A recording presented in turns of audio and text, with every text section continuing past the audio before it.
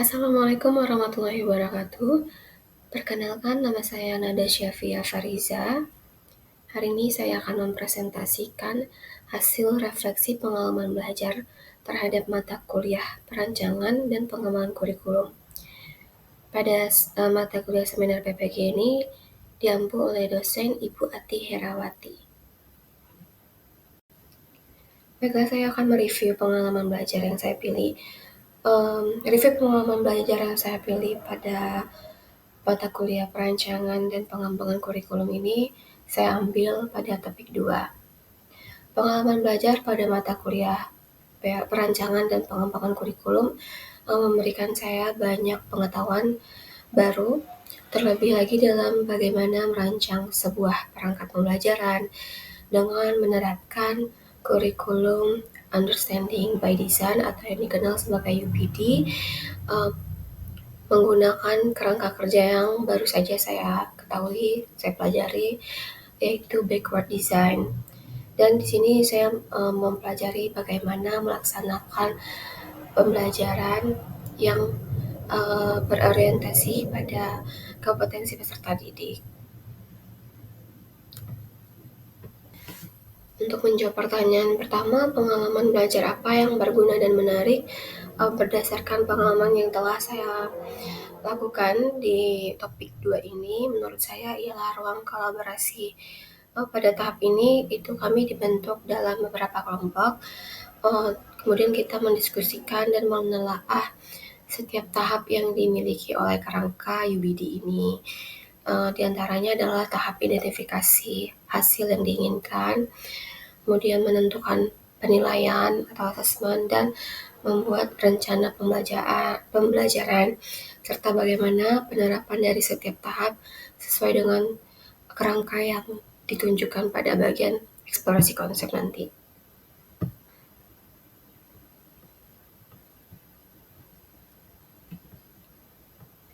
Kemudian pengalaman belajar apa yang berguna tapi kurang menarik, menurut saya di aksi nyata, karena pengimplementasian UBD ini tidak sepenuhnya saya lakukan.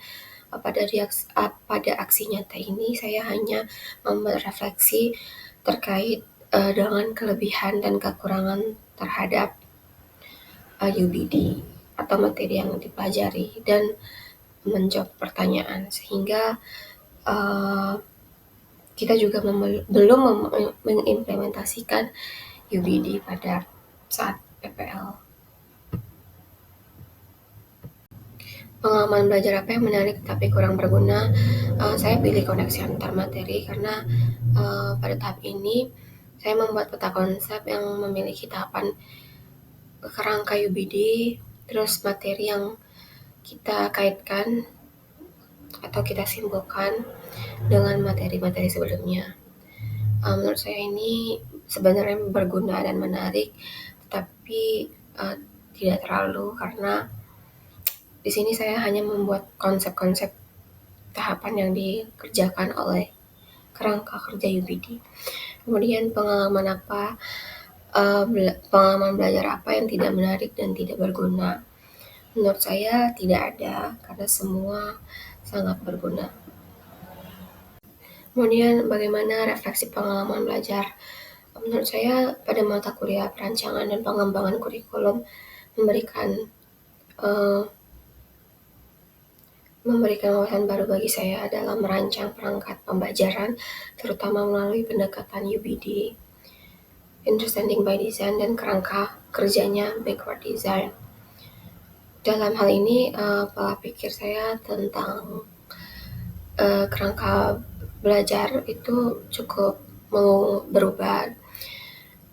Yang awalnya saya perlu menguasai peserta didik dalam materi pelajaran saja, namun ternyata setelah mempelajari perancangan pembelajaran ini, saya perlu memperhatikan apa yang saya rancang, apa saja yang saya butuhkan dan peserta didik butuhkan, dan kemudian bagaimana saya menguasai kompetensi tersebut. Dan untuk sebagai calon guru, saya ingin mengimplementasikan pembelajaran dengan rancangan UBD ini dan membagikan ilmu terkait perencanaan pembelajaran uh, ke halayak umum juga, bukan hanya di sekolah saja. Kemudian ini ada beberapa artefak yang saya pilih sebagai bukti bagaimana saya melakukan di topik-topik ini, apa yang saya lakukan di topik ini. Yang pertama itu ada um, di ruang kolaborasi kita membuat PowerPoint mengenai UBD. Namun di sini kelompok saya mendapatkan bagian asesmen. Jadi bagaimana jenis-jenis asesmennya dan penerapannya seperti apa. Kemudian di koneksi antar materi saya mengkaitkan materi-materi sebelumnya dengan materi UBD ini. Baiklah, itu dia review dan refleksi pembelajaran saya terhadap mata kuliah pengembangan dan perancangan kurikulum. Terima kasih. Assalamualaikum warahmatullahi wabarakatuh.